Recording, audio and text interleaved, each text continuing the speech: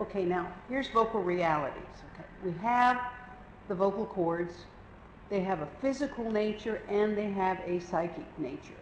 Okay, and they coordinate with the other organs in the body.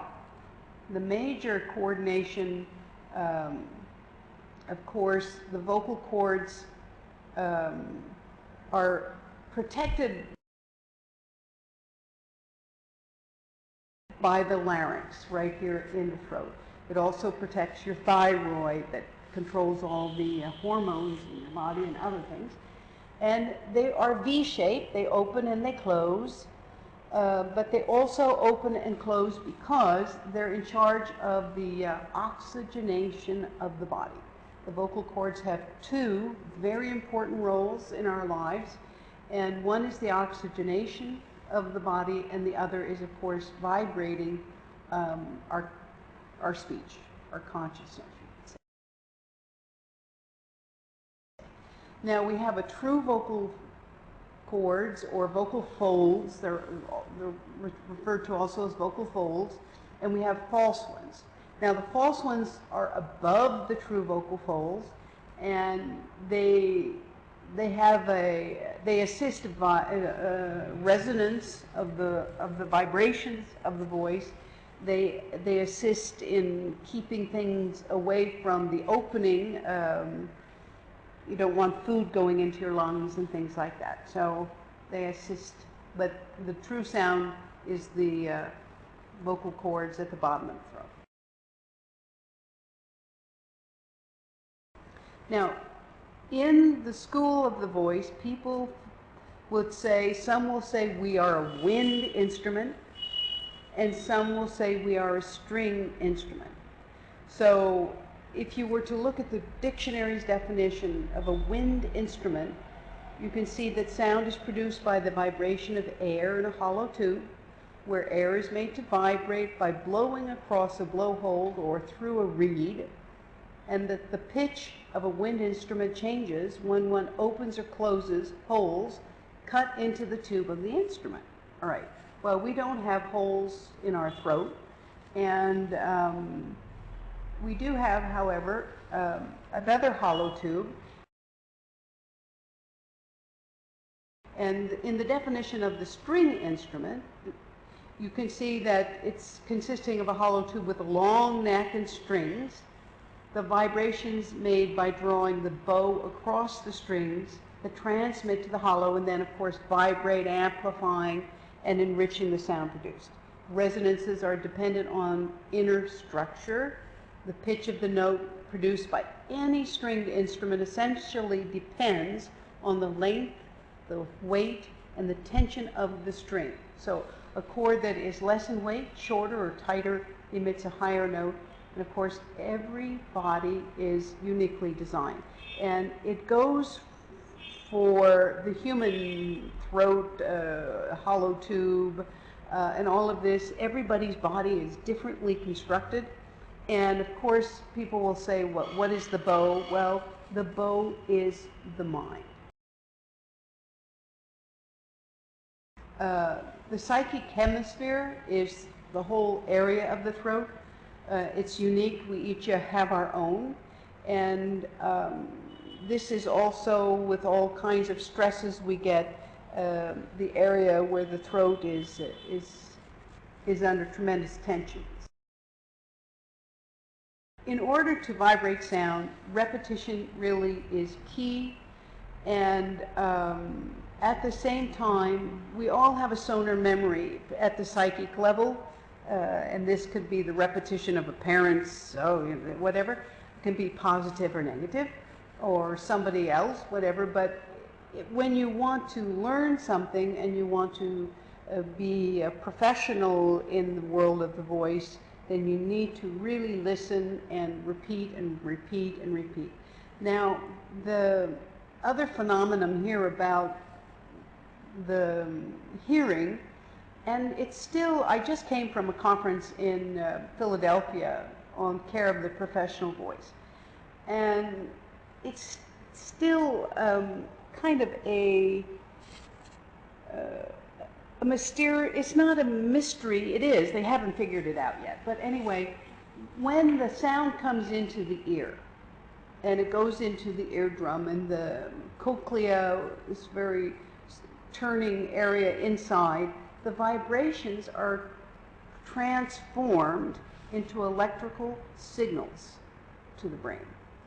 And when we speak, we have a nerve from the left and the right side of the brain that go to the larynx. And normally any nerve on the left side of the brain will be associated with something on the right side of the body. And likewise, the right side of the brain controls the left side of the body. But when it comes to the voice, the nervous system has the nerves from the left and the right going to the same point at the vocal cords. So how we really speak is still something that is in the making of understanding, and this is where I'm hoping that vocal yoga will go further in that understanding. Now, also, our vocal cords, or vocal folds, are inner lips. If you were to look at an anatomical picture, they look like a mouth. And it's a very profound world down there. It's also the link right there between the physical and the psychological world.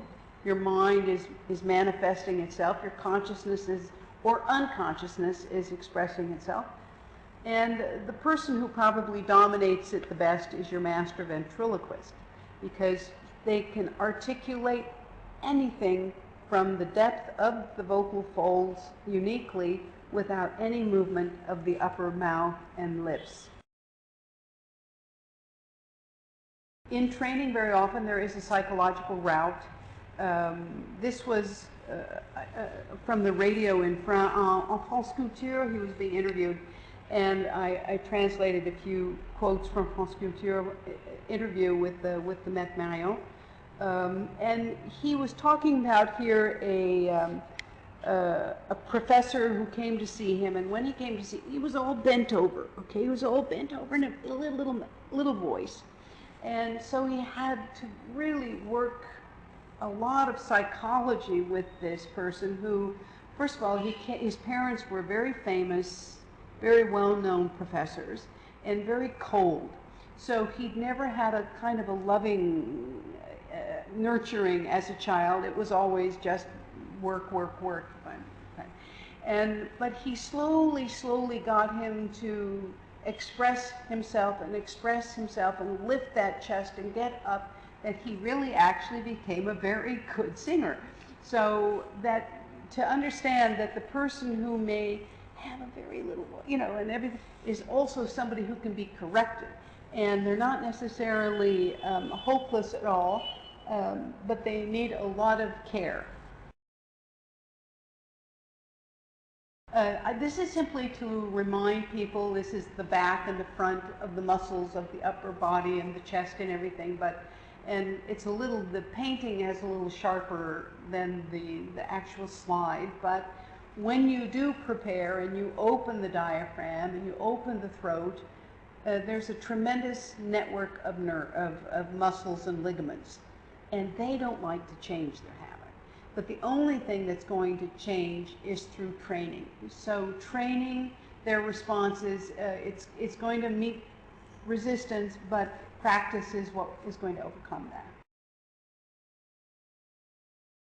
This is a picture of a displaced vocal cords up higher here. And due to that, well, it can be caused by stress, but very often it's the air pressure of the exhale. It's just bad vocal habits. It could be a functional or a medical problem, but most often research will tell, especially if we can link up with the schools of medicine in practice, maybe a greater percentage will come about of seeing if the displacement is caused from the exhale or the stress or other things. But that'll only come through research. The training, well, this is simply, again, the vocal yoga is itself in the preparation of holding sound silent. It's what you do to prepare your body before you bring the vibration of sound or allow it to come out. That's your vocal focusing, okay? And the reason that I separated the two from each other is because it's the technique I wanted to give to the general public, the knowledge of how to prepare themselves, and then take them out. Because if you're just training individually somebody, you're going to really limit the knowledge, and that's the problem with this, with the bel canto technique, is the knowledge of this wonderful possibility of freeing yourself, vocally speaking, is limited to the private practices. We are going to be bringing it out online into more larger public. So a lot of people don't know that we have two diaphragms. This is the inhalation diaphragm, and when it drops down, it also fills out like an inner tube, and it pulls the air into the lungs. This is the rounded baby belly, okay? When you see the baby, it's very rounded. What is that? Well, that's the diaphragm that knows how to open the moment you're born. The body knows how to breathe, all right? And when it opens, it pushes out the mid diaphragm forward and down. So you get this sort of look, but it's because the diaphragm displaces the abdomen forward and down. And it's not the forward and down that you want to do, it's what's above it. Here's one other law of science. It's la loi de vide is just what Met told me, so it's really the law of empty space. And what this is saying is when the diaphragm, okay, wait, if you have a bottle and it's empty of air and you put your hand over it, there's no air. The moment you remove your hand, the pressure of space will fill that bottle.